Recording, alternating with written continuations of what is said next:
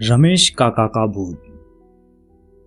बहुत सालों पहले रामपुर गांव के रमेश काका की गांव से शहर जाने वाले रास्ते पर एक पेड़ के पास मौत हो गई थी। तब से रमेश काका का भूत उस पेड़ पर रहता था। जो भी रात को रास्ते से जाता वे उसे रोक देते, फिर उससे बीड़ी मांगते। जो बीड़ी नहीं देता वे उसे उस पेड़ पर उल्टा लटका देते। गांव के लोग इस बात को अच्छी तरह से जानते थे, सो जब भी उस रास्ते रात को जाने का काम पड़ता वे अपने साथ एक बंडल बीड़ी जरूर ले जाते। यह बात पिछली सर्दियों की है। एक रात गांव के अमरजी दादा नींद में चलते चलते उस पेड़ के पास चले गए। जैसे ही वे पेड़ के एकदम नजदीक आए, रमेश काका का भूत उनके सामने आ गया। हे डोकरे, कहाँ जा रहा है? कौन? मैं कौन? मैं तेरा बाप। आंखें ढंग से खोल पहले बुढ़े। अरे रमेश, तू? हाँ मैं। चल अब बीड़ी ला। बीड़ी? हाँ चल जल्दी ला। पर मैं तो नींद में यहाँ आ गया, मुझे तो पता भी नहीं है कि मैं यहाँ कैसे आ गया। वो मुझे नहीं पता, मेरे को तो बस बीड़ी चाहिए। पर मैं कह रहा हूँ कि मुझे कुछ नहीं सुनना। चल अब देर मत कर, नहीं तो। अरे अरे अरे रुक रुक रुक रुक, मेरे पास तंबाकू है, ले ले। पर मुझे तो बीड़ी चाहिए ना। बीड़ी चाहिए तो मैं ऐसा करता हूँ, गांव जाता हूँ और बीड़ी लेकर आता हूँ। फालतू बातें रहने दे, तेरे पास बीड़ी है तो बात कर, नहीं तो उठाकर फेंक दूंगा। अरे अरे अरे नहीं नहीं नहीं, मैं रात को सोया हुआ था, पता नहीं कैसे नींद में यहाँ आ गया हूँ, मुझे माफ कर दो। मैं अभी गांव जाता हूँ और तुम्हारे लिए एक बंडल स्पेशल बीड़ी ले आता हूँ। मैंने आज तक किसी को बिना बीड़ी के जाने नहीं दिया, पर तू बूढ़ा है तो तुझे जाने देता हूँ। बहुत बहुत धन्यवाद। हाँ पर ध्यान रहे, बीड़ी लेकर वापस नहीं आया तो परिणाम भारी पड़ेगा। क्या बात करते हो, मैं अभी गया और अभी बंडल बीड़ी लेकर आता हूँ। अमरजी काका दौड़कर वहां से भाग आते हैं, लेकिन डरे हुए इतने थे कि वापस जाने के नाम पर उनके पैर कांपने लगे। बिस्तर पर आकर लेट जाते हैं और वापस सो जाते हैं। सुबह घर की बुढ़िया दादी उन्हें उठाती है चाय का नाम लेकर। अमरजी दादा उठे और चाय पीते पीते रात का सारा किस्सा सुनाया। क्या रमेश काका का भूत? हाँ वही कह रहा हूँ, रात को तो यहीं सोए थे, कहाँ गए होंगे आप भी? कहीं कोई सपना आया होगा। ना ना ना, सच कह रहा हूँ। पर आपके पास में तो बीड़ी तो नहीं थी, फिर उसने आपको वापस जाने कैसे दिया? वही तो कह रहा हूँ, मैं उससे वादा करके आया था कि बीड़ी लेकर तुरंत वापस आ जाऊंगा, पर मुझे इतना डर लग गया कि मैं वापस नहीं जा पाया। पता नहीं अब क्या होगा। कह रहा था अगर बीड़ी लेकर वापस नहीं आया तो परिणाम बहुत भयानक होगा। अरे रे क्या बोल रहे हो, अब तो वह भूत। दादाजी कहाँ है भूत? भूत? कौन कह रहा है भूत? आप दोनों अभी बातें कर रहे थे। ना नहीं, हम ऐसा कुछ भी नहीं बात कर रहे थे। अच्छा, पर मैंने कैसे सुन लिया? हमें कैसे पता? अच्छा दादाजी एक बात बताओ, शहर जाने वाले रास्ते पर जो वो बड़ा पेड़ है, क्या उसमें कोई भूत रहता है क्या? भूत?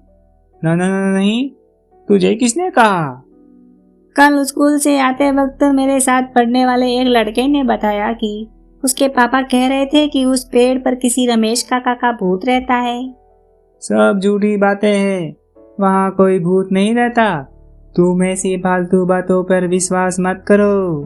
ठीक है दादाजी। यह कहते हुए अमरजी दादा का पोता वहां से चला जाता। अमरजी दादा मन ही मन सोच रहे थे कि क्या करूं और कैसे करूं, पर कुछ समझ में नहीं आ रहा था। सोमा काका और भाणजी भाई रास्ते से जाते जाते मिल जाते हैं और वहीं पर उनकी छोटी सी बातचीत शुरू हो जाती है। अरे भाणजी, आज सुबह 5 बजे शहर जाने वाले रास्ते से अजीब अजीब आवाजें आ रही थी। क्या कहा? शहर जाने वाले रास्ते से? हाँ भाई, लगता है रमेश काका का भूत बहुत गुस्से में था। क्या कह रहे हो? फिर तो गांव में नई मुसीबत आ गई ऐसा लगता है। मुझे भी यही लग रहा है, कोई बिना बीड़ी लिए वहां गया होगा ऐसा लगता है। पर अगर ऐसा होता तो उस पेड़ पर उल्टा लटका हुआ नहीं मिलता क्या? हाँ, ये बात तो है, पर हो सकता है वह किसी तरह वहां से बच के भाग गया हो सकता है, पर पहले कभी ऐसा तो नहीं हुआ। फिर भी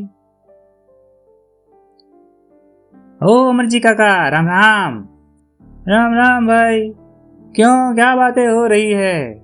अरे अमरजी काका, क्या बताऊं, आज सुबह रमेश काका का भूत जोर जोर से अजीब अजीब आवाज निकाल रहा था। क्या? रमेश काका का भूत?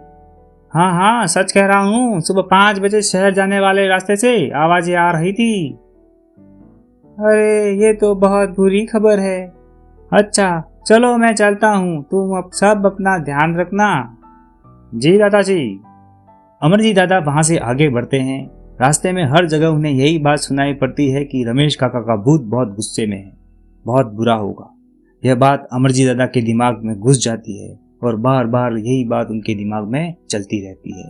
अमरजी दादा घर पर आकर सोच विचार करते हैं और अंततः तय करते हैं कि वे आज रात वापस उस पेड़ के पास में जाएंगे। रात 12 बजे अमरजी दादा अपने साथ थैले में वीडियो का पूरा पैकेट लेकर निकल पड़ते हैं। जैसे ही वह उस पेड़ के पास पहुंचते हैं, रमेश काका का भूत उनके ऊपर आ पड़ता है। तू कल वापस क्यों नहीं आया? अरे मेरी बात सुनो। मैं क्यों तेरी बात सुनूं? तुझे मारकर इस पेड़ पर उल्टा न लटका दूं तो मेरा नाम रमेश नहीं है। अरे सुन, मेरे पास बीड़ी है। बीड़ी? अच्छा, कितनी बीड़ी लाया है? सुन रमेश, मैं तेरे लिए एक नहीं, एक बंडल नहीं, पूरा पैकेट लाया हूँ। अच्छा, ला चल, कहाँ है? ये ले पूरी बीड़ी, मजे से पी। सुन अमरजी, तू कल क्यों नहीं आया, ये बात बता। कल जब यहाँ से घर गया तो बहुत डर गया था और वापस आने की हिम्मत नहीं कर सका। तो आज ऐसा क्या हुआ कि तू लौट कर वापस आ गया? आज तुमने रात भर जो धमाल मचाई उससे गांव वाले डर गए थे, कहीं तुम कोई ऊंची नीची हरकत न कर दो, इसलिए ही मैंने सोचा कि मुझे वापस जाना चाहिए। अच्छा, आज तुझे डर नहीं लगा? डर तो लगा, पर सोचा गांव में कहीं किसी का कोई नुकसान हो, इससे अच्छा तो तू मुझे ही कुछ कर दे। वैसे भी मैं बूढ़ा हो गया हूँ और किसी के कुछ काम का भी नहीं हूँ। अगर तुम मुझे मार भी दोगे तो क्या फर्क पड़ेगा, मैं ज़्यादा से ज़्यादा 5 साल और जी पाऊंगा, फिर तो मुझे मरना ही होगा। सो ऐसा सोचकर घर से हिम्मत कर आ गया तुम्हारे पास। अमरजी, तुम कितने अच्छे इंसान हो।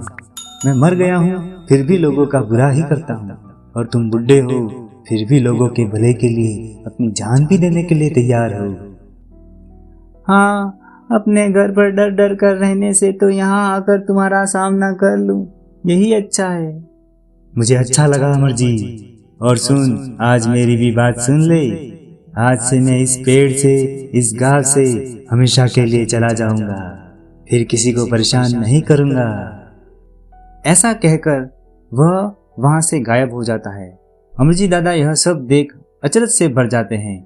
अपने गांव की तरफ बढ़ते हुए वे दुखी भी हैं कि आज के बाद रमेश से कभी मिल नहीं पाएंगे, पर खुश ज्यादा हुए कि चलो गांव में अब कोई भी रमेश काका के भूत से परेशान नहीं होगा, हर तरफ शांति होगी।